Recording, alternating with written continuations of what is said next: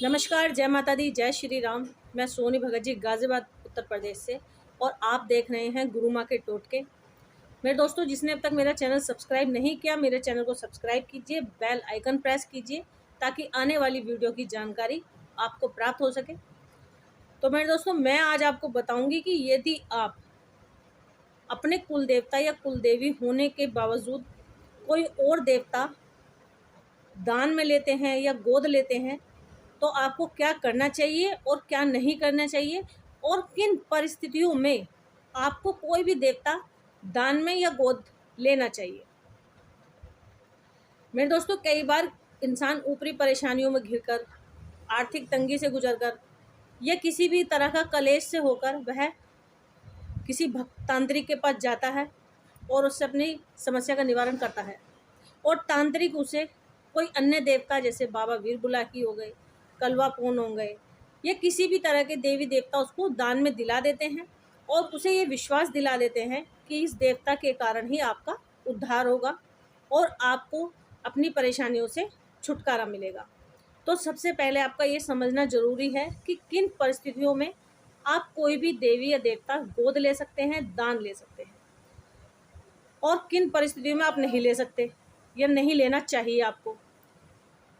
अगर आपके घर में पीछे से ही आपके पूर्वजों के समय में, आपके पिता के समय से या आपके दादा के समय से कोई देवी या कोई देवता, चाहे वह बलि पर हो, चाहे वह प्रसाद पे हो, कोई रीत अगर चलती आ रही है तो वह आपका कुलदेवी या कुलदेवता होता है, और उसमें भी इतनी ताकत होती है जितनी अन्य देवी देवताओं में होती है।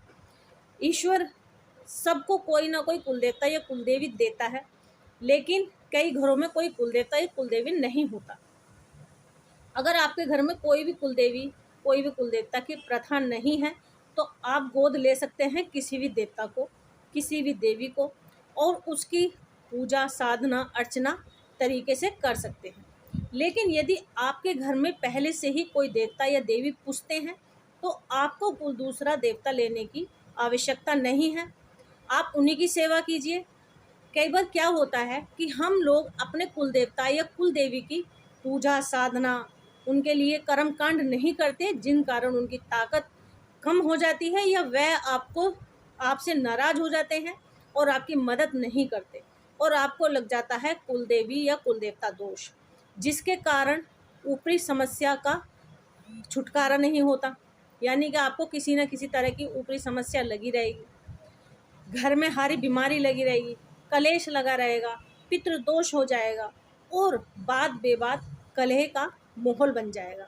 इस परिस्थिति में आप किसी भी तांत्रिक या किसी भी अज्ञानी भगत के कहने से यदि दूसरा देवता आप गोद ले लेते हैं, दान में ले लेते हैं और उसकी पूजा सेवा शुरू कर देते हैं और अपने घर की कुलदेवी कुलदेवता भूल जाते हैं, तो आपको कुलदेवी कुलदेवता दोष लग जाएगा, जिस कारण आपको जो आपकी समस्या है उससे तो छुटकारा नहीं मिलेगा और साथ में और ज़्यादा परेशानियों का सामना आपको करना पड़ेगा। कहने का तर्क ये है कि यदि आपके घर में कोई भी कुलदेवता या कुलदेवी पूजते हो तो आपको कोई अन्य देवता लेने की आवश्यकता नहीं है, क्योंकि जो काम दूसरा देवता करेगा वह काम आपके घर के देवी देवता भी स्वयं कर सकते हैं, क्योंकि वह भी ईश्वर का प्रतिनिधि होता है। सब कुछ होगा जो दूसरा देवता करेगा। कुछ समय के लिए आप देवता ले सकते हैं, उनके उपाय जैसे कि बालाजी महाराज के जरिए, महाकाली के जरिए आप अपनी समस्या का निवारण करवा सकते हैं।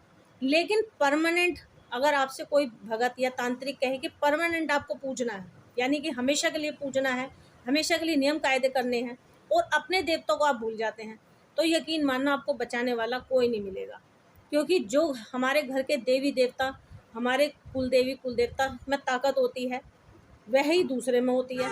तो जब आपके पास अपना देवता है तो आप दूसरे से गोद क्यों लेंगे।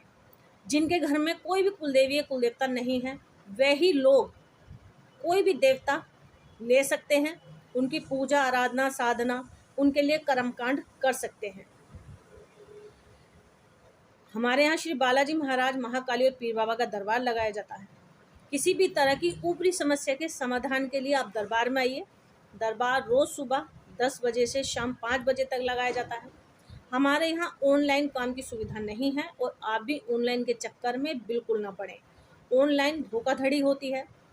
यदि आप अपनी समस्या का निवारण चाहते हैं, चाहे वह तंत्र मंत्र के संबंध में हो, कुल देवी कुल देवता के संबंध में हो, पितृदोष के संबंध में हो, यानी कि कुल मिलाकर किसी भी तरह के तंत्र मंत्र ऊपरी समस्या से यदि आप पीड़ित हैं तो आप हमें संपर्क कर सकते हैं। लेकिन आप कॉल ना करें, क्योंकि सबकी कॉल उठाना संभव नहीं होता। इसीलिए आप व्हाट्सअप करें या टेक्स्ट मैसेज करें। मेरा व्हाट्सअप नंबर है 8527233646। कुल देवी या कुल देवता की पूजा साधना या आप उनके लिए कोई परिस्थान करना चाहते हो तो भी आप मुझे व्हाट्सअप कर सकते हैं। मैं उसका उपाय आपको ज़रूर बताऊंगी। यानी कि आप किसी भ्रम में ना पड़े। और एक बात हमेशा अपने दिमाग में रखिए, जो अन्य देवता से की ताकत होती है वही हमारे घर के कुल देवी और कुल देवता में ताकत होती है। बस आपकी आस्था और विश्वास उन्हें जागृत करती है। आपके द्वारा की गई सेवा ही उनकी शक्ति को बढ़ाती है। यदि आप उन्हें भूल जाते हैं या उनकी सेवा और कर्मकांड नहीं करते तो वह आपसे नाराज हो जाएंगे और आपकी मदद नहीं करेंगे। कुछ समय के लिए कुछ देवी देवता का पूजा पाठ टोटके करना सही है, लेकिन परमानेंट अपने देवता देवी को छोड़कर यदि आप किसी और देवी देवता के पूजा साधना में लग जाते हैं तो आपको बचाने वाला कोई नहीं मिलेगा, क्योंकि सर्वप्रथम आपको ईश्वर ने आपके कुल देवी और कुल देवता दिए हैं। तंत्र मंत्र से सब कुछ संभव है, मानो या ना मानो ये आप पर निर्भर करता है। मेरा उद्देश्य अंधविश्वास को फैलाना नहीं है, लेकिन अंधविश्वास जब तक होता है जब तक स्वयं पर ना बीते। अगर आपके मन में आस्था है तो बंद द्वार भी रास्ता है। तो आपको मेरी ये वीडियो कैसी लगी आप मुझे कमेंट करके ज़रूर बताइए, और अगर अच्छी लगी हो तो लाइक कीजिए, शेयर कीजिए और मेरा चैनल सब्सक्राइब करना बिल्कुल ना भूलें। मेरे दोस्तों, मेरा एक नया व्लॉग चैनल है कश्यप फैमिली व्लॉग्स, जहां आप हमारी पर्सनल लाइफ से जुड़े सारे वाक़या देखेंगे। हम कहाँ जाते हैं, कहाँ ठहरते हैं, क्या खाते हैं, यानी कि पर्सनल लाइफ हम कैसे जीते हैं, वह सब कुछ जानने के लिए आप मेरा व्लॉग चैनल भी सब्सक्राइब कीजिए, जिसका लिंक आपको डिस्क्रिप्शन बॉक्स में मिल जाएगा। और मेरे चैनल से जुड़े रहने के लिए आपका बहुत बहुत धन्यवाद, क्योंकि आप ही हैं जो अपने सहयोग से आप इस चैनल को चला रहे हैं। और अन्य जानकारी के लिए, देवी देवता से संबंधित जानकारी के लिए आप मुझे कमेंट कीजिए। जय माता दी, जय श्री राम।